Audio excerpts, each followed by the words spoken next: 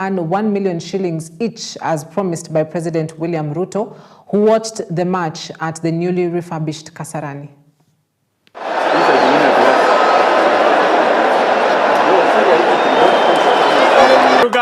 You guys, pongezi sana. Yeah? I've just come to tell you, keep it up. Right? This is just a good beginning. You did. I just want to keep the spirit high, and we are all, as I told you, we are all behind you. The whole country is behind you, and we are going to stand with you. Si sasa muko na kila mtu sasa ako na milioni moja tayari. Unajua Wednesday or Thursday?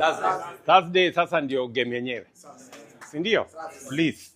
Yeah, mkae strong, mkae ngangari, sisi wote tuko na nyinyi. Sawa sawa. But you did a wonderful job. You know. So, niliona kidogo pale tukianza. Mulitense kidogo mkaona kitaumana ama ni aje. Lakini vile mmecheza hiyo ball, nasema asante sana. Tuko sawa pamoja na nyinyi. Wewe Prezo? Yes sir. Asubuhi, saa 2, pangana na hawa.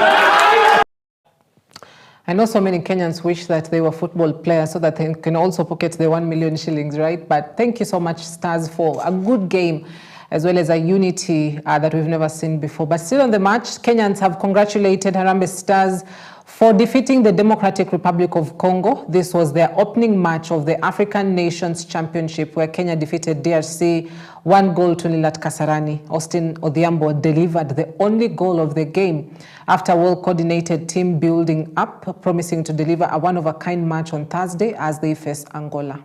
I feel happy, and it motivates me because I've given my team the winning goal, and it gives me more energy to go and for the next game, because as a country we want this trophy to remain here home, and we know how hard it is, so we just have to give our best in the pitch. It was a tough game. It was a tough game. We know they seasoned campaigners, they know what it is to win this tournament. So yeah, to match them tactically was tricky, but I can't be more proud of my players, you know.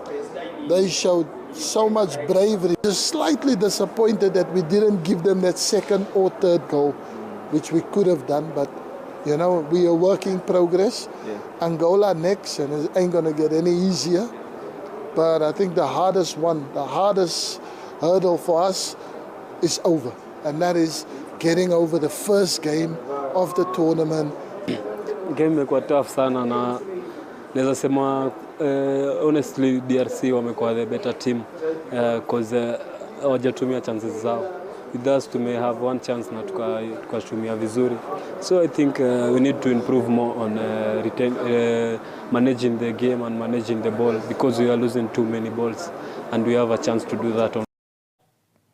Saboti Member of Parliament Caleb Amisi and ODM Secretary General Edwin Sifuna have vowed to sever ties with the party leader Raila Odinga if he supports President William Ruto's re-election bid in the 2027 general elections. Speaking at a Women Empowerment Forum at Luhome grounds, the two ODM leaders acknowledged Odinga's significant role in Kenya's democratic progress, but made it clear they would not back any effort to support Ruto's political ambitions. Sifuna reaffirmed his loyalty to the party's resolutions, but drew the line at any directive to back Ruto's re-election.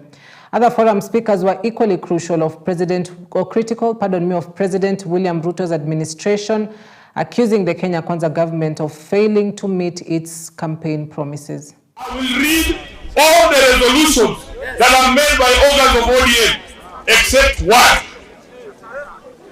Except one. Wanachama ODM wakipitisha waseme Sifuna ni shenzi kabisa, nitasoma. Wakisema huyu Sifuna ni bure kabisa, nitasoma. Lakini siku ile watapitisha ati chama cha ODM kitaunga Kasongo mkono mwaka wa 2027. Hiyo nataka niseme mbele yenu na mbele ya Mwenyezi Mungu, hiyo sisomi. And I've won twice, the only MP in the entire region. Nimekuletea mara mbili. Na nilikuletea mara mbili kwa sababu hao wananchi believed in a good governance. They believed in education that I'm doing in Saboti. They never believed in killing of young people. They never believed in killing our education system. The people of Saboti believed in an ODM that will give us a new constitution. An ODM that will give us good governance. Naambia baba hivi, nimwambie nisimwambie? Niambie baba nisimwambie? Mimi kale kwa misi, ukiamua kuunga mkono William Ruto, baba, that will be the end of me and you, amen. Na waje niwaulize, kama wewe uko term ya kwanza, you are doing your one term, alafu unataka wapige vijana risasi, na ukirudi term ya pili, watapiga wapi? Na wewe William Ruto, wewe wacha kubeba ukisema tunakwambia wanda. By the way, by you, nikesikiza vile watu wanasema kwa nini wanataka mimi niende wanda, niwasikize, nichukue notes, nianze kurekebisha pole. Tumekuambia wao na viongozi, sijui Weta, sijui Musalia, miaka 40 wao wanajiita viongozi wa Western Province 40 years na hakuna kitu umefanya. Sasa wewe ni kiongozi gani? Leaders allied to the Democracy for Citizens Party leader Rigathi Gachagua have intensified their criticism of President William Ruto's administration, condemning what they describe as misplaced priorities and flawed policies. Speaking during a church service in Maragua constituency, Murang'a County, the leaders accused the president of steering the country in the wrong direction, citing a reduction in education capitation and the ongoing economic downturn as key indicators of poor governance. The leaders argued that the administration focus has been misaligned with the needs of ordinary Kenyans, leading to hardship across various sectors. They also dismissed the recent visit of former President Uhuru Kenyatta to State House, asserting that it would not reverse the declining popularity of President William Ruto in central Kenya, stating that such visits have little impact on the political landscape in the region. Huyo Mungu ambaye unasema ambaye alikufanya rais. Kwa ile 10 commandments, commandment number 6 imeandikwa usiue mtu. Ule Mungu alikufanya rais amekwambia usiue mtu. Kwa hivyo hata wewe tunataka tukuombe. Hii maneno ya kupigia watu risasi kila wakati. Monday tulikuwa na mheshimiwa John Nyuto kumari kunaitwa Aipoa. Gari ya John Nyuto iko risasi 3. Gari ya John Medhu iko risasi kadhaa. Gari ya Jamre Kamau iko risasi kadhaa. Kwani hata kama ni kuharibu mkutano, mtu anaharibu mkutano na risasi? Si unapiga tia gas basi kama unaona mkutano ni mbaya. Lakini maneno ya kupigia watu risasi, you have no right. You have no right over anybody's life. Tumemuona akipigwa picha hapo na Uhuru wetu. Ati Uhuru amtakase. Tunataka tukwambie William Ruto, hata ukipigwa picha na mheshimiwa Uhuru Kenyatta ambaye tunampenda, lakini picha yako na Uhuru Muigai Kenyatta haiwezi kumrudisha kijana wetu Boniface Kariuki uhai. Ulimuua, hata upigwe picha ngapi na Uhuru Kenyatta, yule kijana wetu amekufa, hawezi kurudi uhai. Picha kupigwa na Uhuru Kenyatta haziwezi kurudisha kijana Albert Ojwang uhai. Ulimuua. Na kwa hivyo tukwambie picha zile unapigwa na Uhuru Kenyatta ni picha nzuri. Na sisi tunaheshimu Uhuru Kenyatta sana, lakini bado utakwenda nyumbani mwaka wa 2027. Unajua huyu bishop wakati anataka kuwapatia habari, anaweza ipatiana yeye mwenyewe ama anaweza kutuma pastor kwa sababu ni watu yake. Sasa niliona the day before yesterday Oscar Sudi akisema ati kama William Ruto atachaguliwa tamu ya pili, Rigathi Gachagua na watu yake wajipanga mahali watazikwa. Hakuna mtu amekwambia kwanza utapatiwa tamu ya pili, wewe utakuwa tamu ya kwanza. Na hata ikiwezekana na njia gani, wewe mwenyewe ukiona inakushinda, unaweza wachia hata hapa, tutatafuta mtu mwingine mwenye ataendesha hii Kenya. Siku ya Jumapili iliyopita ulitaka kutuua kule Kegumo, kule Ngonda. Na unasema unajenga kanisa kule katika State House. Jenga kanisa katika moyo wako kwanza. Hakuna mtu anajengea Mungu kanisa akiendelea kupanga kuua wengine. Mikutano yake sisi hatuingilii, mikutano yake sisi hatumuulizi swali. Yeye anaenda anapeana maneno yake, yeye anaenda anasema maneno yake. Lakini sisi tukienda kwa mkutano, kila wakati anataka kutupiga na tear gas. We want to condemn that because that is not acceptable. That is not in our constitution, that is not in our democracy. Now, the DCP party leader Rigathi Gachagua has termed the diaspora constituency a great discussion that has been ignored from time to time. Yet their contribution to Kenya's economy is an index great in terms of forex earning. Well, last night at Richardson in Dallas, Gachagua had a candid discussion with Kenyans living in Texas. He thanked them for their patriotism and continued to voice on matters Kenya. Notably, they discussed several issues, including electoral justice, politics and governance, constitutionalism, youth and Gen Z participation in governance, and more importantly, the state of Kenya's economy. Can you advise these diaspora people on how to spend their money?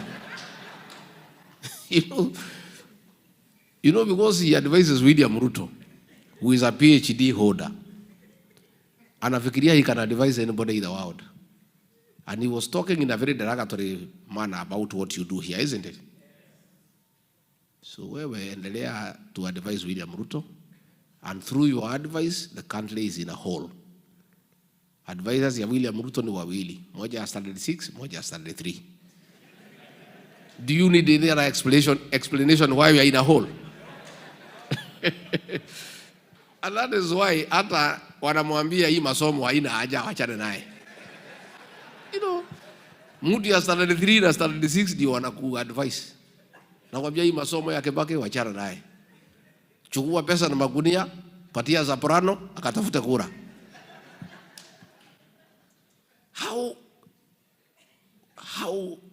How do you explain where we are as a country? Is that kind of advice?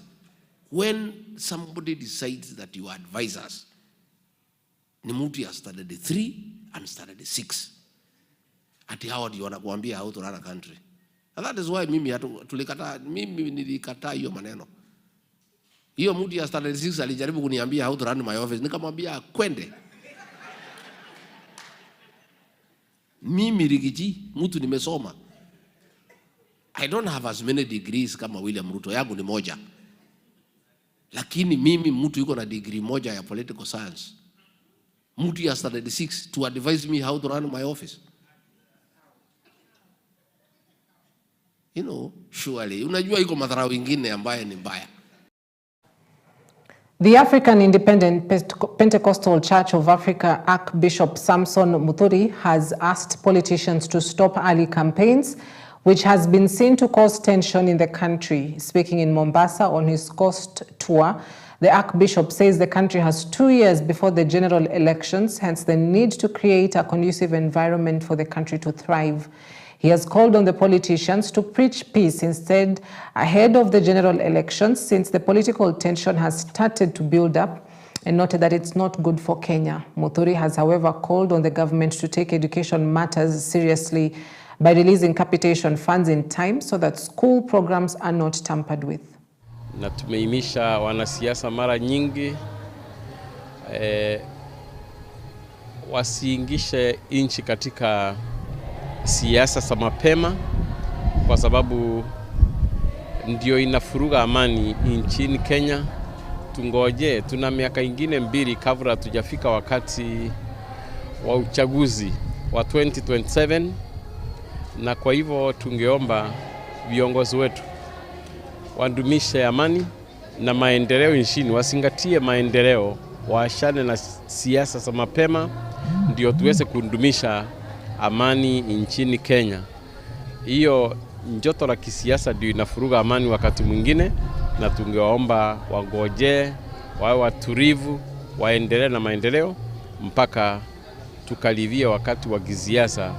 Mambo ya elimu nchini yetu Kenya ndio tuko na changamoto kidogo, kwa sababu wazazi wengi wanalia kwa ajili ya ukosefu ama kuwa the capitation that is supposed to be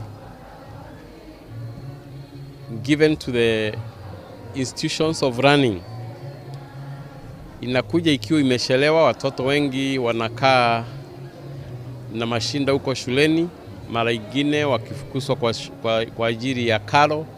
Kwa hivyo tungeomba upande wa serikali, the minister who is concerned, aangalie mambo ya pesa ili inasimamia masomo ya watoto wetu shuleni, wasio wakiwa na matatizo ama walimu washindwe kuendelea na management ya mashule kwa sababu ya ukosefu wa pesa.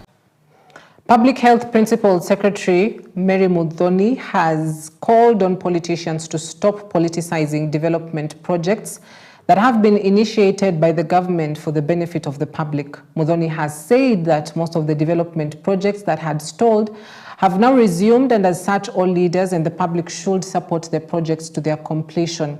Speaking at a church service in Mbiri, Gishugu, Muthoni said the Ministry of Health has made important strides to improve the health sector, and as such, the political class should keep off politicization of health matters. She noted that now that money has been availed for the completion of road networks in Kirinyaga, leaders should support the initiatives. Mimi, eyes on the ball.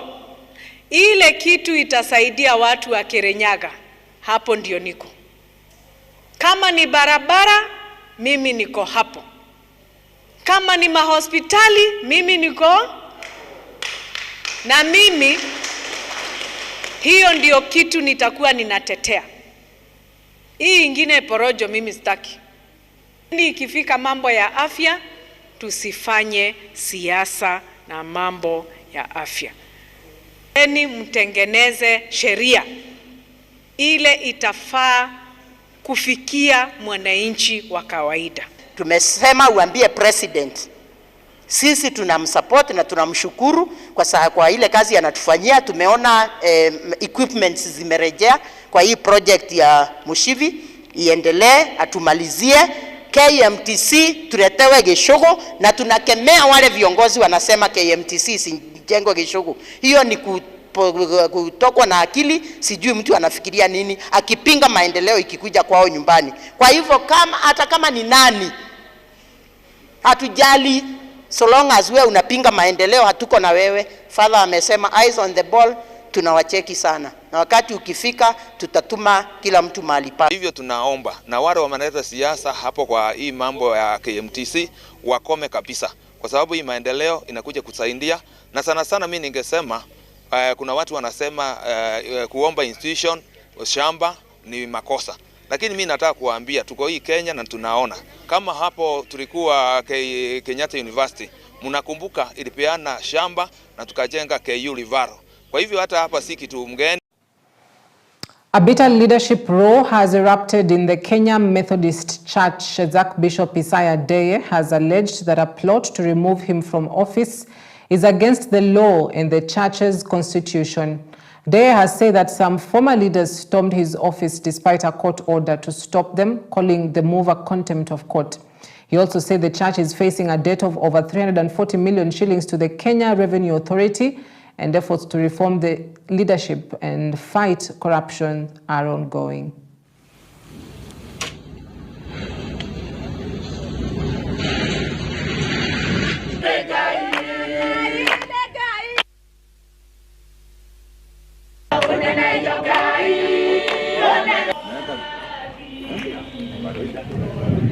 Clarify that I have not reached that.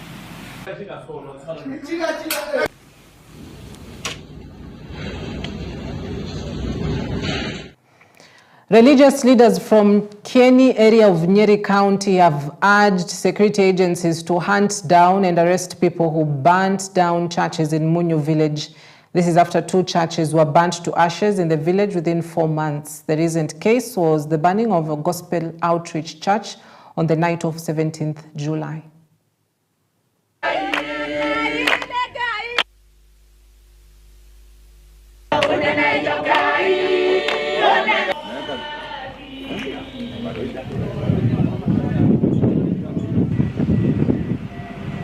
Na uchungu sana na ni jambo mbaya kwa community pia wakati kanisa la Mungu linachomwa namna hii.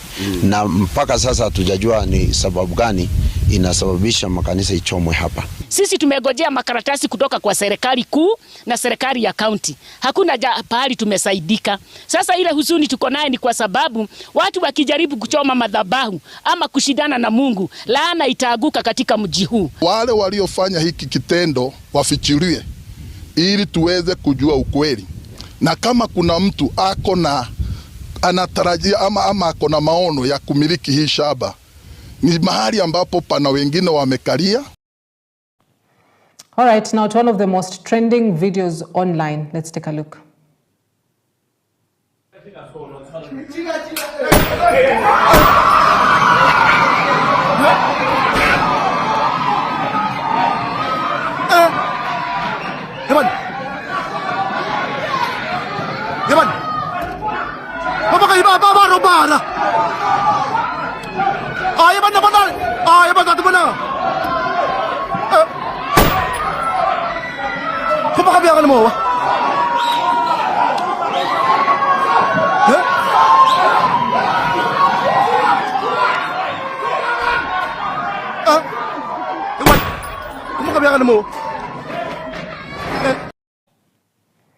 I mean, the last places anyone should rob should be a church. Well, that marks the end of our broadcast tonight. Thank you for watching. I hope you're duly informed this Sunday. Have yourself a blessed week ahead. I'm Cynthia Nanjala.